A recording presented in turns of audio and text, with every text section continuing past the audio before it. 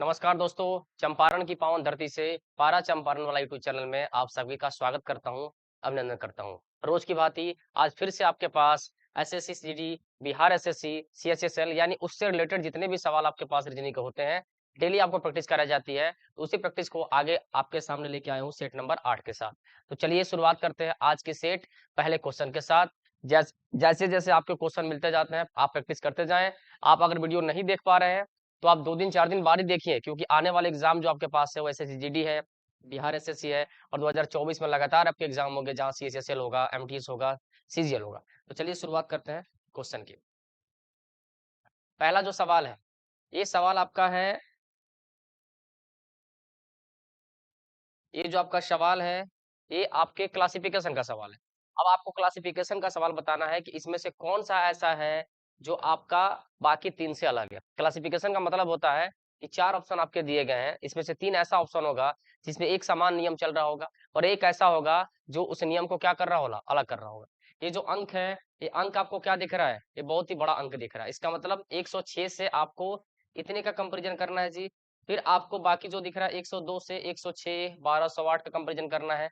108 से 1257, 912 कंपैरिजन करना है, 104 से कंपैरिजन करना है। इसका मतलब हुआ कि ये निश्चित तौर पे या तो मल्टीप्लाई के बेस पे होगा या तो आपके स्क्वायर या क्यूब के बेस पे होगा। नंबर जब बढ़ता है तो निश्चित तौर से या तो मल्टीप्लाई के बेस से बढ़ता है या फिर तो आपके क्यूब और स्क्वायर के बेस से बढ़ता है। इस क्वेश्चन का आंसर मैं आपके लिए रिजर्व रखा हूँ, ध्यान रखिएगा कमेंट बॉक्स के लिए, क्योंकि आपको बताना है। चलिए इतना भी हिंट मैं आपको दे देता हूँ कि ये क्यूब है। इसका मतलब आपको क्यूब सीखना है, कैसे आप क्यूब निकालते हैं। 106 का क्यूब कैसे निकलता है या फिर 102 का क्यूब कैसे निकाला जाता है या फिर 108 का क्यूब कैसे निकाल, आपको बताना है कमेंट बॉक्स में कि क्वेश्चन नंबर फर्स्ट का आंसर क्या होगा। इतना भी हिंट मैंने दे दिया है कि किसी ना किसी का एक क्यूब है। अगर यूनिट डिजिट के बेस पे जाएं, लेकिन मैं इसको बताना नहीं चाहता। मैं चाहता हूं कि इस क्वेश्चन को आप कमेंट में बताएं। जो लोग भी वीडियो इसको देखेंगे कमेंट में जाके बताएंगे क्वेश्चन नंबर 1 का answer A B C D क्या होगा। और मैंने आपको हिंट के तौर पर क्या दे दिया है, ये क्यूब के बेस पे क्वेश्चन सेट किया हुआ है। 106 का क्यूब कितना होता है, 102 का क्यूब कितना, 108 का कितना होता है, 104 का कितना होता है, ये आपको निकालना सीखना है। तो जो लोग भी क्यूब निकालना नहीं जानते, वो आपका मैथ्स का टर्म है, उसको ध्यान रखिएगा। क्यूब और स्क्वायर ये बहुत ही इंपॉर्टेंट चीज है, तो आप इसको निकालेंगे और कमेंट में आई एम वेटिंग, मैं इंतजार करूंगा आपके इस आंसर का कि आप इसका आंसर मुझे क्या बता रहे हैं। क्यूब है लेकिन आपको खुद से निकालना है, क्लियर है। चलिए, तो ये आपके लिए वेटिंग क्वेश्चन रहेगा, आपको बताना होगा कि इसका आंसर क्या होगा। क्वेश्चन नंबर सेकंड में आते हैं। क्वेश्चन नंबर सेकंड जो आपके पास दिया हुआ है, ये क्वेश्चन दिया हुआ है मिरर इमेज से, यानी मिरर इमेज से रिलेटेड सवाल है। आपको बताना है कि इसमें से कौन सा ऑप्शन आपका आंसर होगा, यानी के एन एफ जे ई एस डी को। और आपको पता है कि ये क्वेश्चन जो है ये क्या है, नॉन वर्बल है। और आप अच्छी तरह जानते हैं कि नॉन वर्बल का जो सवाल होता है वो सर हमेशा ऑप्शन एलिमिनेशन मेथड से बताते हैं। तो जैसे जैसे आप चीजों को देखते जाएंगे आपका कंसेप्ट क्लियर होता जाएगा। अगर इन सबको हम दर्पण में देखें तो हमारी जो शुरुआत होगी वो शुरुआत इस तरीके से होगी, क्लियर है। यानी जो लेफ्ट साइड होता है दर्पण प्रतिबिंब क्या कहता है, लेफ्ट का राइट चेंज होता है, राइट का लेफ्ट चेंज होता है। तो इसको जब आप इस तरीके से देखना शुरू करेंगे तो शुरुआत बहुत लोग शुरुआत के से करने लगते हैं, जो बिल्कुल गलत होता है। जो दर्पण के नजदीक होता है वही दर्पण के नजदीक आता है, यही कंसेप्ट है। तो चलिए, इसकी शुरुआत होने वाली है, किस ऑप्शन में इसकी शुरुआत नहीं हुई है, तो ये दोनों ऑप्शन तो पहले ही बाहर हो जाएगा। क्यों? क्योंकि इसमें शुरुआत जो है के से किया गया है, जबकि हमें शुरुआत किससे करनी है, डी से करनी है। अच्छा, डी के बाद आपको क्या चाहिए जी, एस। तो एस आपको उल्टा चाहिए, इसमें भी उल्टा है।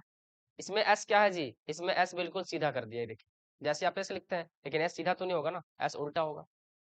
तो आपका ये भी गलत हो जाएगा। सही आंसर आपका ये है, लेकिन आप एक बार मैच कर लें कि क्या आपको कोई दिक्कत इसमें हो रहा है। बिल्कुल नहीं हो रहा है, यानी ऑप्शन नंबर बी आपका क्या होगा, आंसर होगा। तो जब आप कंसेप्ट को क्लियर रखिएगा तो क्वेश्चन को बनाने में मुश्किल से आपको 30 सेकंड लगेगा। यह सवाल 30 सेकंड का ही था, आपके सीएसएसएल में पूछा हुआ सवाल है। अगले सवाल की ओर मूव करते हैं। अगला सवाल जो है ये सवाल आपके एनालॉजी से रिलेटेड है, यानी वर्ड एनालॉजी, शब्दों की समानता कैसे होती है। कुत्ता और चार एक साथ लिखा हुआ है, तो आप मुझे बताइए कि कुत्ता और चार में, यानी शब्द है, यानी आपका अंक दिया हुआ है चार और दिया हुआ है कुत्ता, तो कुत्ते के साथ चार का क्या संबंध हो सकता है। कुत्ता पढ़ा लिखा है नहीं, कुत्ते में जो चीजें होती हैं उसी से संबंध बनाया गया है। तो आप कह सकते हैं सर कुत्ते में चार पैर होता है ना जी। कुत्ते में चार पैर के दो पैर, बोलो। तो कुत्ते में होता है चार पैर। इंसानों में कितने पैर, दो पैर। तो जब कुत्ते में चार पैर इसका रिलेशन बनाया हुआ है, तो आप मुझे बताइए तोते में कितने पैर होते हैं। तो आप कहते हैं तोते में दो पैर होता है, तो संबंध कैसे बना, कुत्ते का चार से संबंध ये बना कि कुत्ते के पास चार पैर होता है। और इसका संबंध कैसे बना था, तोता के पास कितने पैर होते हैं, दो पैर होते हैं। क्लियर है, इसलिए इसका आंसर क्या हो जाएगा, दो हो जाएगा। अगला क्वेश्चन, अगला क्वेश्चन है, ये आपका डिक्शनरी से संबंधित है। हर सेट में आपको ये सवाल मिलता है, तो ध्यान रखना है। ये क्वेश्चन अच्छा क्वेश्चन है, हर सेट में आपको मिलता है, तो इसकी प्रैक्टिस आपको करनी है। हमेशा मैं समझाता हूँ कि ऑप्शन की जो शुरुआत थी उस पर फोकस करो। ऑप्शन 2 से शुरू हुआ है कि 5 से शुरू होगा कि 1 से शुरू होगा 3 से शुरू होगा, बस इस पे फोकस करना है, सबको मत देखो वरना टाइम आपका बहुत लग जाएगा। तो 2, 5, 1 और 3, तो हम किस पे फोकस करेंगे? 2, 5, 1 और 3, इसी में आपको ध्यान देना है, इसकी कोई जरूरत आपको नहीं है देखने की। 4, इसमें से शुरुआत किससे हुआ है?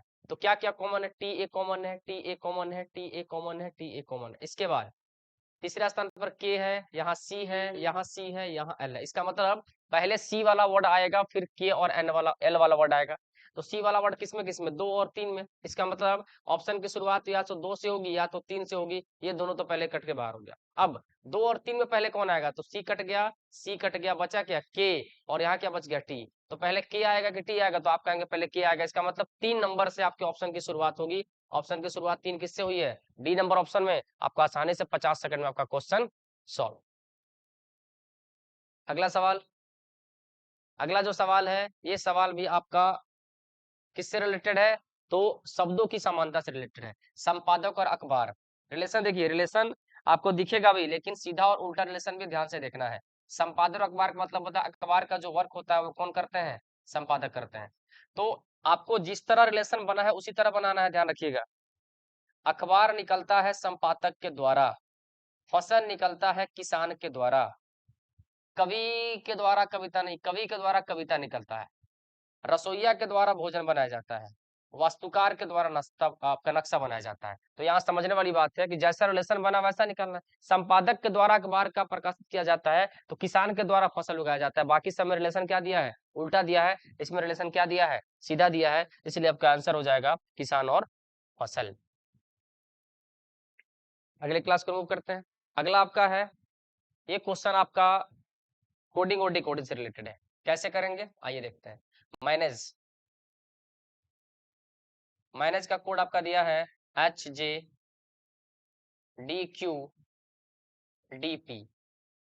आपको रिलेशन बताना है कि रिलेशन क्या होगा। आपको पता है कि जब भी कोडिंग डिकोडिंग बनाते हैं तो हम नंबर को ध्यान में रख के ही क्वेश्चन को सॉल्व करते हैं। तो नंबर को ध्यान में रख के क्वेश्चन को सॉल्व कीजिए। कैसे इस क्वेश्चन को सॉल्व कीजिएगा? देखिए, यहाँ 5 है उल्टा, यानी स्टार्टिंग से तो नहीं दिख रहा, उल्टा से हमें दिख रहा है। यहाँ 5 है, 7 3 10 1 3 4, यानी सिंपल सवाल बिल्कुल आया है। सब में 3 जोड़ा हुआ है, लेकिन किस साइड से? बैकवर्ड साइड से, पीछे के साइड से सब में 3 जोड़ा गया है। आप भी पीछे के साइड से सब में 3 जोड़ लीजिए। 18, आर का नंबर 18 होता है, मतलब 21 आएगा। 5 है तो 8 आएगा, 20 है तो 23 आएगा, फिर 20 है तो फिर 23 आएगा, 1 है तो आपका 4 आएगा, और 12 है तो आपका 15 आएगा। इसका मतलब UH WWDO, UH WWDO, ये आपका क्या हो जाएगा? आंसर हो जाएगा। क्लियर है? इसका मतलब कोडिंग डिकोडिंग का आसान सवाल है। आराम से इस क्वेश्चन को क्या करना था? पीछे की तरफ से सब में 3 3 जोड़ देना का। तो कोडिंग डिकोडिंग बनाते समय 2 3 चीजों का ध्यान रखा जाता है। स्टार्टिंग से मैचिंग कर लीजिए, नहीं होता है तो लास्ट से मैचिंग कीजिए, किसी ना किसी साइड से आपका क्या हो जाएगा? मैचिंग में ले जाता है। अगले सवाल पे आइए। अगला सवाल आपका यहाँ है। ये सवाल जो है आपका रिलेटेड है किससे जी? तो एनालॉजी से, समानता से। जो रिलेशन इन दोनों में बनेगा, यही रिलेशन आपको ऑप्शन में ढूंढना है कि किसमें बनेगा, है ना? तो ये क्वेश्चन देखने में आपको लग रहा था कि थोड़ा टेढ़ा, लेकिन क्वेश्चन आसान था। इसको क्या करना था? पहले तो इनका गैप आप मिलाइए। 99 और 106 में गैप आपका होगा, कहेंगे आप 7 का। वहीं ये 207 और 14 में भी गैप कितने का है? 7 का। तो किस ऑप्शन में गैप 7 का है? 193 7 200, 63 7 70, 125 और 7 132, 157 और 7 164। इसका मतलब इन सब में जो गैप है सेकंड वाले में, सब में 7 का गैप है। इससे तो पता ही नहीं चल पा रहा है क्या हो रहा है। लेकिन जब आप पहले और तीसरे नंबर को आपस में मर्ज करने की कोशिश करेंगे तो पता चलेगा 36 गुने 3 -2, वैसे ही 72 गुने 3 -2। 36 गुने 3 जो होता है वो 108 होता है, और 108 में से जब 2 घटाइएगा तो 106 आएगा। वैसे ही आपका 3 दूनी 6, 7 तिरिक 21, 216 होता है, -2 कीजिएगा तो 214 आएगा। यानी ऐसा ही रिलेशन आपको बताना है कि पहले और तीसरे में, यानी पहले और तीसरे में मुझे डायरेक्टली दिख रहा है कि 24 गुने 3 करेंगे तो हमारा 72 आएगा, -2 करेंगे तो 70 आएगा। यानी आपका आंसर क्या हो जाएगा? B number. क्लियर है? यानी सेकंड और थर्ड में रिलेशन क्या था? 7 का गैप था, और फर्स्ट थर्ड में क्या था जी? तो द्विगुना करके -2 किया हुआ, यही रिलेशन आपका ऊपर बना है, यही रिलेशन आपको नीचे बनाना है।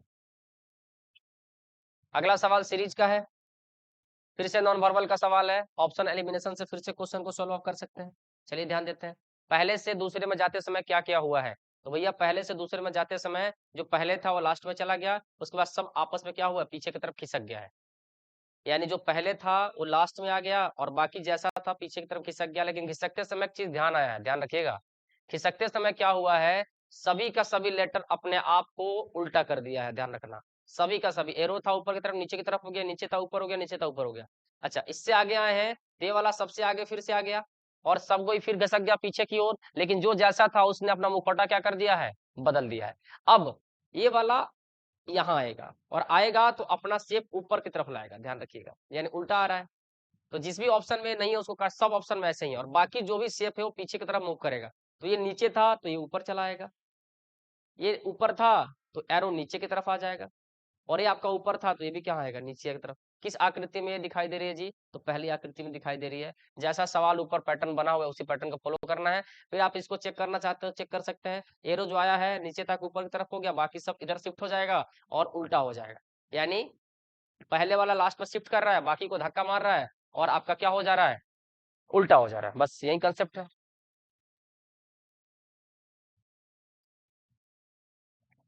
अगला जो आपको दिया हुआ है वो क्या दिया हुआ है उसको ध्यान से देखिए। ये दिया हुआ है कि एच आई की बहन है, एच जो है बहन है आई की, एच आई की बहन है। अच्छा, लेकिन आई का पता नहीं है, भाई भी हो सकता है बहन भी हो सकती है। बी एच की माँ है, बी जो है माँ है, एच की माँ है, बी को हमने माँ बना दिया, एच की माँ बना दिया। जे आर की बेटी है, जे को हमें आर की बेटी बनाना है, हमें नहीं पता जे का है आर का है, लेकिन हमें इतना पता है कि जे जो है आर की बेटी होगी जहां भी होगी। अच्छा, आई जे की बहन है, आई जो है जे की बहन है, यानी आई को बहन बनना है किसका, जे का। तो आई जब बहन होगी तो जे भी बहन हो जाएगी, क्योंकि जे का यही दिया हुआ है और आर यहाँ सेट कर जा रहा है इसकी जगह पर। अब इस फैमिली में आपको रिलेशन ढूंढना है, किसका रिलेशन, आर एच से कैसे संबंधित है। एच यहाँ है, आर यहाँ है, इस संबंध बताना है। इसकी ये बेटी है और इसकी ये बहन है तो इसकी ही बेटी हुई, और इसकी ये बहन है तो ये भी क्या होगी, बेटी होगी। आर एस से कैसे संबंधित है, तो आर इसका क्या है, पिता है। आर इसका क्या है जी, तो पिता है। और अगर एच के बारे में पूछता तो उसकी क्या हो जाती, बेटी हो जाती। क्लियर है, बिल्कुल आसान सवाल है ब्लड रिलेशन का। अगला सवाल इससे भी आसान आया है। ये सारे सवाल पिछले साल आपके 2022, 21 और 23 में ये पूछा हुआ सवाल है। क्या कह रहा है, ढाका बांग्लादेश नई दिल्ली भारत देखते बच्चे बना गए होंगे लाहौर और पाकिस्तान, क्यों, क्योंकि सारा दिया हुआ राज्य देश और राजधानी चीन बीजिंग नई दिल्ली भारत। बहुत लोगों को ये समझ में आ रहा हो कि लाहौर पाकिस्तान की राजधानी होती है, नहीं, पाकिस्तान की राजधानी इस्लामाबाद होती है, इस चीज का ध्यान रखिएगा। तो ये अलग है, क्लासिफिकेशन का सवाल था। अगला जो सवाल है, ये सवाल आपका फिर से एनालॉजी का है। क्या है भैया, स्क्वायर दिया हुआ है, अब कितने का स्क्वायर दिया हुआ है, तो 9 का स्क्वायर दिया हुआ है। भैया ये भी स्क्वायर दिया हुआ है, कितने का स्क्वायर दिया हुआ, तो आप कहेंगे सर 20 का स्क्वायर दिया है। और ये भी स्क्वायर दिया हुआ है, कितने का स्क्वायर दिया हुआ है, तो 25 का स्क्वायर दिया हुआ है। आखिर लॉजिक क्या है, 11 है तो 9 का स्क्वायर दिया है, 22 है तो 20 का, इसका मतलब 11 में से 2 घटाकर स्क्वायर किया हुआ है। वैसे ही 22 में से 2 घटाकर 20 का स्क्वायर किया हुआ है। तो आप भी क्या कीजिए, यहाँ कौन सा अंक डालेंगे कि 2 घटाकर 15 का स्क्वायर करेंगे तो आपका, सॉरी 15 का स्क्वायर 25 का नहीं, यहाँ 15 का स्क्वायर कर देंगे। तो ऐसा कौन सा अंक डालें, तो 17 डालेंगे, 17 में से 2 घटाइएगा तो 15 आएगा, और 15 का स्क्वायर क्या होता है, 225। यानी जो अंक यहाँ दिया हुआ है, मैं एक बार फिर से क्लियर कर देता हूँ, जो अंक यहाँ दिया हुआ है इसमें से 2 घटाकर, यानी 11 में से 2 घटाए 9, 9 का स्क्वायर क्या होता है 81, 20 में से 2 घटाइए 20 का स्क्वायर 400, और आपको यहाँ क्या रखना है जी, आपको रखना है यहाँ 17, तभी आपका ये कंडीशन फुलफिल होगा। 17 में से 2 घटाइए 15, 15 का स्क्वायर 225। क्लियर है, आसान सवाल। अगला सवाल एम्बेडेड फिगर से रिलेटेड है, यानी ये आकृति किसमें अंतर्निहित है। देखिए आसान सवाल होता है, आप लोग अगर बेवजह इसको सोचिएगा कि बहुत बड़ा सवाल आता है तो ऑप्शन एलिमिनेशन बस सबसे बेहतरीन तरीका है सब क्वेश्चन बनाने का। ऑप्शन एलिमिनेशन मेथड कैसे, सबसे पहले आप इस शेप खोजो कि ये शेप आपका दिया है कि नहीं दिया है, कहीं बिल्कुल स्ट्रेट शेप है, इस शेप को सबसे पहले खोजो किस आकृति में दिख रहा है, किसी भी एक चीज को उठा के खोजना है ऐसी आकृति। इसलिए तो भैया ये शेप है ही नहीं, यानी ऑप्शन नंबर 1 की अगर बात करें तो ये वाला शेप ऐसे तो बिल्कुल आके सीधा हुआ ही नहीं है, हटा दो। इसमें एक शेप आया है, इसमें कोई शेप आया क्या सीधा हो, क्या ऐसे गया हो, इसमें तो आया नहीं है। अच्छा, इसमें आया है तो कहाँ आया, चलिए देखते हैं। एक शेप यहाँ आया, यहाँ गया, ठीक है, और फिर ऐसे हो गया, और ये वाला लाइन आपका ये आके इसमें चिपका है, लेकिन ये इससे थोड़ा अलग था। तो बाई ऑप्शन आप इसी के साथ जाएंगे, क्योंकि यही आपको क्लियर दिख रहा है। बाकी इसमें अगर बात करें तो ऐसे आया, ऐसे गया, फिर ऐसे नहीं आया, नहीं, दूसरा कोई शेप आपके पास नहीं है। ऑप्शन बाई ऑप्शन आप इसी के साथ जाएंगे। हो सकता है कि यहाँ थोड़ा सा बनाने में मिसप्रिंट हुआ हो, लेकिन आपके ऑप्शन बी जो है वो क्या है, बिल्कुल सही है। तो अकॉर्डिंग टू ऑप्शन आपका ऑप्शन नंबर बी क्या है, बिल्कुल सही आंसर है। अगला सवाल फिर से, मैथमेटिकल ऑपरेशन का है, और मैं डेली मैथमेटिकल ऑपरेशन क्वेश्चन पर ज्यादा फोकस करता हूँ, क्योंकि सवाल बहुत ज्यादा पूछे जा रहे हैं। कह रहे कि दी गई संख्याओं, अंकों को नहीं, संख्याओं को आपस में बदलने पर निम्नलिखित में से कौन सा समीकरण सही हो जाएगा। कह रहा है 4 और 3 को किस में बदला जाए, किस ऑप्शन में, ताकि वो सही हो जाए। भैया 4 और 3 का बदलने का सिंपल सा फॉर्मूला है कि 3 और 4 को आपस में क्या कर दें, बदल दें। क्या ऑप्शन 3 और 4 में इसको बदलेंगे तो क्या हमारा आंसर सही हो जाएगा। इसका मतलब है कि इसके जगह पर आपको 4 रखना है, इसकी जगह पर आपको 3 रखना है। तो जब इसको आप बदलेंगे तो 4 गुने 3 भागा 2 लिखेंगे। एक आप बात बताइए मुझे, ये जो मान आया है परफेक्ट मान आया है कि फ्रैक्शन में आया है कि डिजिट में आपका क्या पॉइंट में आया है, परफेक्ट मान आया है। तो यहाँ भी कटना परफेक्ट चाहिए ना। तो 4 गुने 3 भागा अगर 2 करते हैं तो 2 दूनी 4 कट हो जाएगा, सही है, कट सकता है, कोई दिक्कत नहीं। यहाँ 4 और 3 को बदलेंगे तो कोई फर्क नहीं पड़ेगा मेरे ख्याल से, क्योंकि आपका जो मान है 4 3 12, इधर भी 3 4 अगर करो तब भी 12 ही रहेगा, कोई दिक्कत नहीं है।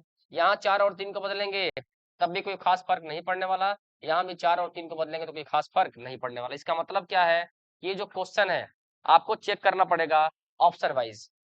ऑप्शन वाइज चेक करने का मतलब होता है, आप ऑप्शन को जब भी चेक कर रहे हैं तो एक टेक्निक का इस्तेमाल कर सकते हैं, ए डी बी और सी। ऐसा नहीं कह रहा हूं कि ये जो तरीका है ये बिल्कुल जायज तरीका है, लेकिन संभवतः आपको इस तरह से ऑप्शन को चेक करना चाहिए। जैसे ऑप्शन आप चेक करेंगे आपको आइडिया मिल जाएगा कि हमारा क्वेश्चन कैसे सॉल्व हो सकता है। अगर लॉजिकली देखा जाए कि लॉजिक ऐसा कौन सा पकड़ा जिससे क्वेश्चन हमारा सॉल्व हो जाए, तो ये बहुत बड़ा क्वेश्चन, ये बहुत छोटा सवाल है। तो आप अपने स्पीड को मेंटेन कर अगर करेंगे तब भी ये सवाल आपको विद इन 1 मिनट में बन सकता है। कैसे, अगर मान लीजिए कि 3 को यहाँ और 4 को यहाँ कर देते हैं, तो इसको मैं कैसे लिखूंगा, इसको ऐसे लिखूंगा 4 गुने 3 भागा 2 प्लस 7। तो भैया इसको काटेंगे, 3 दूनी 6, 3 दूनी 6 और 7 13, यानी ये तो बन नहीं सकता, पॉसिबल नहीं है। अगर इसको बदलते भी हैं तो 12 आंसर आएगा, 12 प्लस 7 19 माइनस 5 14 आना चाहिए, ये भी आपका गलत हो जाएगा। यहाँ अगर हम 4 और 3 को बदलते भी हैं तो कोई ज्यादा फर्क नहीं पड़ेगा, 4 प्लस 3 लिखेंगे, 3 प्लस 28 माइनस 2, 28 3 31 में से 2 गया 29, यही आपका क्या हो जाएगा, जवाब हो जाएगा। तो ये बहुत बड़ा सवाल नहीं था, छोटा सवाल था, तो आप कैलकुलेशन करके भी क्वेश्चन को सॉल्व कर सकते हैं, क्योंकि बहुत ज्यादा इसमें लॉजिक की आवश्यकता नहीं पड़ी है। अगला सवाल फिर से कोडिंग और डिकोडिंग का लेके आया हूँ। कोडिंग और डिकोडिंग का सवाल कैसा आया है, कल के सेट में भी आई थिंक ऐसा ही सवाल आपको मिला था। जैसे आप देखिएगा तो यहाँ 16, लेकिन यहाँ दिया है 11, ऐसा क्यों हो रहा है। क्या -5 हुआ है, यहाँ 18 है तो यहाँ 9 है, क्या -2 हुआ है, नहीं भैया, ऐसा नहीं हुआ है। अब समझ आ गया कि क्या हुआ है, ये प्रैक्टिस की बात है, जैसे प्रैक्टिस कीजिए वैसे समझ आएगा। पी का अपोजिट क्या होता है जी, के होता है, उसका नंबर लिखा है। आर का अपोजिट आई होता है, वैसे ओ का अपोजिट क्या होता है जी, एल होता है। टी का अपोजिट क्या होता है जी, जी होता है। इसका मतलब कि 4 लेटर का जो पोजीशन सेट किया हुआ है उसके अपोजिट का पोजीशन लिखा हुआ है, और बाकी 4 का जो है उसमें क्या किया, ध्यान से देखो तो 5 4 9, 9 5 14, वैसे 14 5 19 प्रोटीन्स। इसमें जो क्वेश्चन सेट किया हुआ है टी 5 4 9 9, नहीं, कुछ इसमें है जो दिक्कत है। क्या दिक्कत हो सकता है समझो, ई 5 4 9, इसके बाद आपका है 9 5 14, इसके बाद है 14 5 19, और फिर आपका 19 लिखा हुआ। इसको मैं क्रॉस चेक करता हूँ, ये सवाल आपका है कैसा, एक बार मैं, अच्छा नीचे वाला देख लीजिए, नीचे वाला शायद समझ में आ जाए। नीचे वाले के बेस पे आकर चेक करते हैं इसको। 18 था तो 18 9 27 ठीक है, 5 था तो 5 और 22 27 ठीक है, एफ था तो एफ और 21 27 ठीक है, ऑपोजिट है। एल है तो 15 जोड़ोगे तो 27 ठीक है। इसके बाद ई लिखा है 5, इसके बाद सी लिखा है 3, इसके बाद टी लिखा है 20, और उसके बाद ऐसे लिखा है 19। ये सवाल है। यानी ऊपर आपके जो सवाल दिए गए हैं इसमें आपका प्रिंटिंग मिस्टेक लग रहा है। चेक कर लेता है, फिर से रिपीट कर देता हूं मैं। पी का अपोजिट है 16 11 27, आर का अपोजिट है 18 9 27, फिर 15 का 15 12 27, इसके बाद टी का 20 और 7 27। इसके बाद आपका जो लिया है वो अच्छा ठीक है, बिल्कुल ठीक है। मैंने गलत इसका सेप बना दिया है। क्वेश्चन गलत नहीं है, क्वेश्चन सही है। यहां तक तो इसका अपोजिट लिखना है, फिर से देख लो। 16 और 11 27, 18 और 9 27 अपोजिट, 15 और 12 27 ठीक है, टी और 20 और 7 27, और इसके बाद पोजीशन, सबका पोजीशन, यानी स्टार्टिंग के 4 लेटर का क्या लिखना है, अपोजिट पोजीशन और बाकी का पोजीशन। तो एस का अपोजिट क्या होता है, 19 8 27, 24, 5 और 22 27, 14 और 13 27, यानी 8 24 22 13, 8 24 22 13 के साथ आपको 1 लिखना है, 18 लिखना है, 9 लिखना है, 15 लिखना है, यानी 824 22 13 118 915, 824 22 13 118 915। ऑप्शन नंबर यही आपका जवाब हो जाएगा, 824 22 13 11 89 15 आपका सही जवाब। तो स्टार्टिंग का 4 क्या किया था, इसका अपोजिट लिखा था, अपोजिट का पोजीशन, और बाकी का लास्ट का 4 क्या किया था जी, उसका पोजीशन लिख दिया था। अगले सवाल की ओर बढ़ते हैं। अगला सवाल भी आसान सवाल है। ये सवाल है क्लासिफिकेशन से, लेटर क्लासिफिकेशन का सवाल कैसे बनता है उसको देखना है। 6 है, 6 4 10 है, 10 4 14, बिल्कुल आसान है। 14 4 18 4 22, यहाँ है 9 4 13 4 17, और यहाँ है 15 4 19, और यहाँ 24 है, इसका मतलब 5 जोड़ दिया है। ऑप्शन नंबर डी आपका क्या हो जाएगा, सही हो जाएगा। यानी 15 में 4 जोड़ेंगे तो 19 आएगा, लेकिन 19 में 4 जोड़ते तो 23 आता है, यानी डब्लू आना चाहिए, जो क्या दे दिया है, एक्स दे दिया है, इसलिए आपका ये क्या हो जाएगा, अलग हो जाएगा। अगला जो सवाल है ये और आसान सवाल है। ये सब एसएससी द्वारा पूछा गया सवाल है, इसलिए सबको फोकस करिएगा। इसमें क्या कह रहा है जी, इसमें कह रहा है कि निम्नलिखित प्रश्न में दी गई श्रृंखला में से लुप्त संख्या को ज्ञात कीजिए, यहाँ भरना है। भैया कोई भी बच्चा देखते समझ जाएगा कि ये क्वेश्चन है वो सीधे प्राइम नंबर के बेस पर दिया है, अभाज्य संख्या के बेस पर दिया है। और अभाज्य संख्या कैसे बनती है, 2 3 5 7 11 के बाद कौन सी अभाज्य संख्या होगी जी, 13। तो ये बच्चा बता देगा, और जो बच्चे ऑफलाइन में हमसे पढ़े हैं उनके लिए तो ये क्वेश्चन और भी आसान हो जाता है। चलिए अगला सवाल फिर से। अगला सवाल क्लासिफिकेशन का, फिर से एक क्लासिफिकेशन का सवाल मैंने ऊपर आपको छोड़ा हुआ है, ध्यान रखिएगा। जाके आपको कमेंट में बताना है कि क्वेश्चन नंबर फर्स्ट का आंसर क्या होगा, ध्यान रखिएगा। अब ये सवाल आपको बताना है, 508 का 2032 10 से 74 का, मुझे ऐसा क्यों लग रहा है कि ये 4 गुना है, मुझे ऐसा क्यों लग रहा है कि ये 4 गुना है। 508 गुने 4 तो 2032 ठीक है। 618 गुना 4 भैया 6 चौका 24, 18 चौका 72 भी ठीक है। इसमें 4 से गुना कीजिए, 8 चौका 32, 3 4 3 12 3 15 1 6 चौका 24 1 25, ये भी ठीक है, इसका मतलब आंसर यही होगा। इसमें 4 से गुना कीजिएगा तो शायद ये नहीं आएगा। 4 चौका 16 1, 7 चौका 28 1 29 2, यहाँ 2 होना चाहिए, 3 है, इसलिए आपका क्या हो जाएगा, आंसर हो जाएगा। तो ये सब 4 गुना है, वो 4 गुना नहीं है, इसलिए आपका जवाब है। अगला सवाल, अगला सवाल डाई से रिलेटेड है। क्या होगा, ऐसे सवाल आपके बहुत सारे एग्जाम में मुझे देखने को मिले हैं, अपडेट सवाल है, ध्यान रखिएगा। कह रहा है एफ वाले फलक के आसन वाले फलक पर कौन सा क्या आ सकता है। आसन का मतलब होता है आसपास, ध्यान रखिएगा। जैसे सम्मुख का मतलब सामने होता है, वैसे आसन का मतलब होता है आपके आमने सामने, सॉरी, आसपास। तो इसका जो नियम, उस नियम से आप चलिए क्वेश्चन को कैसे बनाना है जी। तो एल से क्लॉकवाइज चलते हैं, क्योंकि कॉमन है। एल के बाद 7 और एफ दिया है, इसमें एल के बाद क्या दिया है जी, 8 और 9 दिया है, 8 और 9 दिया है। तो एफ का अपोजिट 9 हो गया, 7 का अपोजिट 8 हो गया, एल का अपोजिट में क्या होगा मुझे नहीं पता, क्योंकि कुछ दिया नहीं है।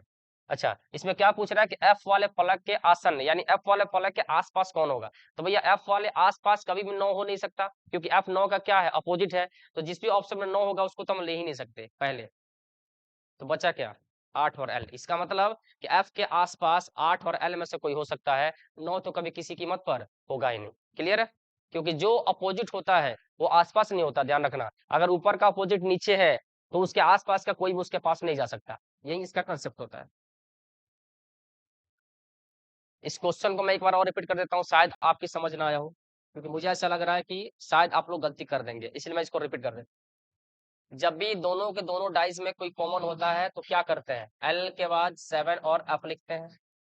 इसमें एल के बाद क्या लिखते हैं, 8 और 9 लिखते हैं। तो आपको पता है कि एफ का अपोजिट 9 है, 7 का अपोजिट 8 है, एल का अपोजिट क्या है मुझे नहीं पता, क्योंकि कुछ दिया नहीं है। लेकिन हमसे सवाल उस एल के बारे में पूछा ही नहीं, हमसे पूछा कि एफ वाले फलक के आसन फलक पर क्या आ सकता है। तो आसन फलक का मतलब होता है आसपास निकटवर्ती सतह होता है, एडजेसेंट साइड कहते हैं उसको। यहाँ एफ का अपोजिट क्या है, 9 है। तो कभी भी 9 उसके आसपास तो निकटवर्ती सतह हो ही नहीं सकता, क्योंकि विपरीत है, बिल्कुल अलग है। सामने वाला सतह ऊपर का नीचे, आपके लेफ्ट का राइट, और आपके सामने का पीछे होता है। तो अगर एफ ऊपर है तो 9 कहाँ होगा, नीचे होगा। तो उसके आसपास तो नहीं हो सकता, कभी नहीं हो सकता। इसका मतलब कह रहा है एफ वाले फलक के आसन फलक पर क्या आ सकता है, तो भैया 9 तो नहीं आ सकता। तो अगर 9 जिस ऑप्शन में दिया उसको तो बिल्कुल काट के हटा ही दीजिए। इन तीनों में 9 दिया है इसलिए हट गया, बचा क्या, 8 और एल। इसलिए आपका जवाब 8 और एल। अगला सवाल कह रहा है सवाल की एक अनुक्रम दिया गया जिसमें एक पद लुप्त है, आपको भरना है, यानी लेटर सीरीज का सवाल। क्या करना है जी, 1 है, 5 है, 9 है, यहाँ 17 है। तो 1 4 5 4 9 4 13, यानी यहाँ 13 की जरूरत है। 13 क्या होता है, एम होता है। 2 है, फिर यहाँ 10 है, फिर यहाँ 18 है, यानी 8 बढ़ रहा है, तो 18 और 26 चाहिए, तो जेड हो गया। यहाँ 3 है, यहाँ 14 है, और यहाँ 25 है। इसका मतलब 3 में 11 जोड़े तो 14 आया, 14 में 11 जोड़े तो 25 आया, और 25 में 11 जोड़ेंगे तो आपका जे आएगा। तो एम जेड के साथ जे जहां भी होगा वही आपका क्या होगा, जवाब होगा। 25 में 11 जोड़ेंगे तो क्या आएगा, 36, और 36 26 से कितना ज्यादा है, तो 10 ज्यादा है। और 10 किसको रिप्रेजेंट करता है मेरे दोस्त, तो वो रिप्रेजेंट करता है जे को। अगला सवाल, अगला सवाल जो है, हम्म अगला सवाल जो है वो कह रहा है किसके बारे में जी, तो ये रेप्टाइल है, यानी सरीसृप। सरीसृप क्या होता है, स्तनपाई क्या होता है, उभयचर क्या होता है, इसकी चर्चा छोड़िए, इसकी चर्चा हमें करने की जरूरत नहीं है। हमसे पूछा गया है कि कितने सरीसृप ऐसे होते हैं, ना तो स्तनपाई और ना ही उभयचर। यानी जो ब्रैकेट जिसके लिए दिया गया है, ये जो आपका आयत है, ये रेप्टाइल्स को यानी सरीसृप को इंडिकेट करता है। आपका वृत्त जो है वो स्तनपाई को करता है। जो आपका त्रिभुज है वो क्या करता है, उभयचर को करता है। तो पूछ रहा कितने सरीसृप ऐसे हैं, ना तो स्तनपाई और ना ही उभयचर है। तो पहले सबसे पहले कितने सरीसृप जिसके बारे में सबसे पहले पूछा जाता है उसका पूरा डाटा लिख लो। 14, 8, 5 और 4। इसका मतलब कि इस बॉक्स में जितने भी लोग हैं, किसमें, सरीसृप वाले में, इन सबको मैंने लिख लिया। अब कह रहा है कि ऐसे संख्या बताना है जो ना तो स्तनपाई हो ना ही उभयचर हो। आप मुझे बताओ 14 जो है क्या स्तनपाई और उभयचर में है, नहीं है, तो इसको लेना है। 8 जो है वो किसमें चला गया, मैमल्स में चला गया, तो ये होगा नहीं क्योंकि लेना नहीं है। 5 जो किसमें चला गया जी, इसमें चला गया है उभयचर में, तो लेना नहीं है। 4 जो है इन दोनों में चला गया, तो लेना नहीं है। इसका मतलब आपका आंसर क्या होगा, आपका आंसर 14 होगा। यानी कहने का मतलब ये था कि सवाल ये पूछा होता कि केवल उभयचर, केवल सरीसृप कितने हैं। रेप्टाइल्स का मतलब कितने सरीसृप केवल है, बाकी को इसमें मर्ज नहीं करना है। तो आपका आंसर हो जाएगा 14। अगला सवाल, अगला सवाल आपका जो है ये है एनालॉजी से, यानी आप देखो ध्यान से, समानता से जो क्वेश्चन है बहुत सारे सवाल पूछे गए हैं। मछली और एक्वेरियम, आप घरों में देखते होंगे मछली को कहाँ रखा जाता है जी, एक्वेरियम में रखा जाता है। संबंध जैसा बनता वैसा बताना है। विमानशाला को कहाँ रखा जाता है जी, हवाई जहाज में, नहीं, हवाई जहाज को रखा जाता है विमानशाला में, ध्यान रखना। हवाई जहाज को विमानशाला में, शराब को तहखाना में, छत्ता को मधुमक्खी में, मधुमक्खी को छत्ता में, और चिड़ियाघर को, पशु को चिड़ियाघर में। यहाँ आपका उल्टा है, यहाँ ऐसे रिलेशन बनेगा। मधुमक्खी कहाँ, छत्ता में, मछली कहाँ, एक्वेरियम में, हवाई जहाज विमानशाला में, शराब तहखाना में। इसका मतलब सही रिलेशन किसका है जी, जैसे एरो बना है वैसा एरो किसके साथ बना है, तो छत्ता और मधुमक्खी के साथ बना है। इसलिए आपका आंसर क्या होगा, ये होगा। अगला सवाल फिर से आगे हैं अगले सवाल की ओर। अगला सवाल कह रहा है सभी एन क्यू है, सभी एन जो है क्यू है। सारे एन को हमने क्या बना दिया, क्यू बना दिया। कुछ एच क्यू है, कुछ एच को हमने क्या बना दिया जी, क्यू बना दिया। सवाल पहला पूछ रहे कुछ क्यू एन है, कह रहा है कुछ क्यू एन है, बिल्कुल 100% है। कुछ क्यू एच है, क्यू का कुछ पार्ट एच है कि नहीं, बिल्कुल है। और कुछ एन एच है जी, एन का कुछ पार्ट एच है, मुझे नहीं पता एन से एच का संबंध बन भी सकता नहीं बन सकता, डाउट में है, इसलिए नॉट फॉलो में जाता है। एक और दो जिसमें सही है वही आपका क्या होगा, सही आंसर होगा। देखिए इस फिगर का मतलब ये कह रहा है कि सभी के दुनिया के जितने भी एन होंगे वो सब किसके अंदर होंगे, क्यू के अंदर होंगे। तो क्यू का कुछ पार्ट तो एन हो ही सकता है, एन का कुछ पार्ट तो क्यू हो ही सकता है, लेकिन एन और एच के बीच में संबंध कैसा होगा मुझे कोई आइडिया नहीं है, क्योंकि हमारे कथन में ऐसा कोई बात कहा ही नहीं गया है। और क्यू और एच के बीच में संबंध सम का होगा, कुछ का होगा, ये कंफर्म है। लेकिन बाकी इसका रिलेशन, बाकी जो एरिया बचा इसका रिलेशन इसके साथ क्या होगा, ये भी आइडिया मेरे पास नहीं है। तो जो हमारा कंफर्म होगा उसको फॉलो कराएंगे, जो कंफर्म नहीं होगा उसको फॉलो नहीं कराएंगे। अगला सवाल, ये सवाल भी एसएससी कोई पूछ रहा पिछले साल से, ध्यान रखिएगा। इसमें कह रहा है कि 14a 13a यानी 14a 13a 3 बराबर 30। ये वैल्यू कब आएगी, यहाँ कौन सा मैथमेटिकल ऑपरेशन करोगे कि आपका 30 आ जाए। भैया हम कुछ नहीं करेंगे, हम चुपचाप तीनों को जोड़ देंगे, हमारा काम हो जाए। ये देखो ध्यान से, 14 और 13 27 और 3 30, बात खत्म। 39 और प्लस तीनों को जोड़ दो, 39 प्लस 14 प्लस 3 56 आ जाएगा। इसका मतलब कि आपको क्या करना है, 28 प्लस 11 प्लस 4 जोड़ देना है, यही आपका आंसर दे देगा। 28 10 38 से 39 और 4 43, जिसमें भी दिया हो वही आपका क्या है, सही आंसर है। तो यहाँ जो क्वेश्चन आता है वो आपको मैथमेटिकल साइन का उपयोग करके बताना होता है कि कौन सा साइन का उपयोग कीजिएगा तो आपका आंसर सही होगा। अगला सवाल काउंटिंग ऑफ फिगर से है, सीएसएसएल में पूछा हुआ सवाल है। काउंटिंग ऑफ फिगर, इसमें आपको गिनना है कितने चतुर्भुज हैं। भैया चतुर्भुज क्या गिनते हैं, चतुर्भुज बराबर आयत की संख्या होती है, जो आप आयत गिनते हैं वही चतुर्भुज है, क्योंकि आयत भी तो क्या है, चतुर्भुज तो है। अब इसमें ध्यान से देखिए, अगर सिर्फ इसकी बात करें, यहाँ मैं फ्रेश बना के आपको दिखा देता हूँ इस फिगर की आकृति, कंसेप्ट आपका क्लियर हो जाएगा।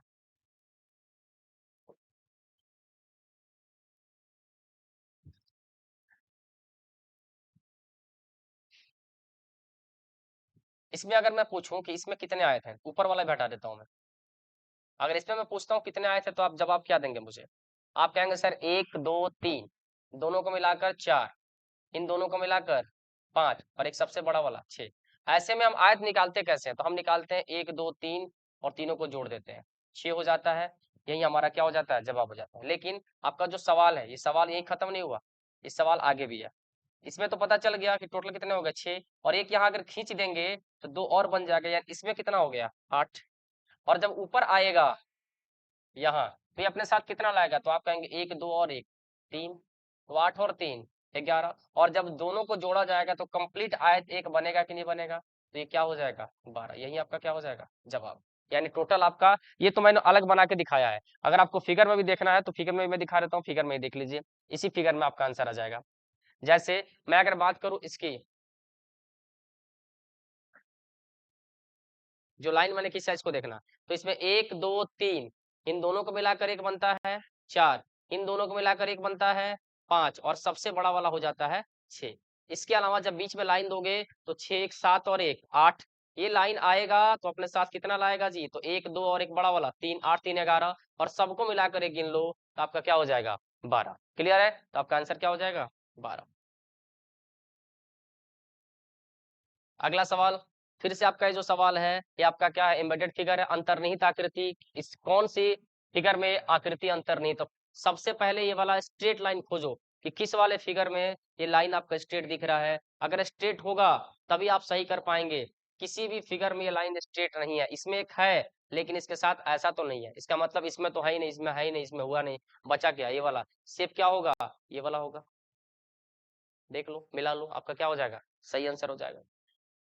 तो दोस्तों, आपके साथ मैंने आज कुछ ज़्यादा ही क्वेश्चन शेयर किया है, तो ध्यान रखिएगा, रोज की भांति फिर से क्वेश्चन का सिलसिला जारी रहेगा। आज मैंने आपको एसएससी जीडी या बिहार एसएससी का जो भी एग्जाम आपको देना हो 8 सेट मैंने कंप्लीट करा दिए हैं, और ऐसे लगातार चलता रहेगा जब तक आपकी परीक्षाएं नहीं आ जाती। इसलिए पारा चंपारण वाले यूट्यूब चैनल के साथ जुड़े रहिए और आनंद लेते रहिए ऐसे सवालों का, और एक से एक अच्छे कंसेप्ट आपको मिलेंगे, चाहे मैथ्स हो, रीजनिंग हो या जीके हो। Thank you so much.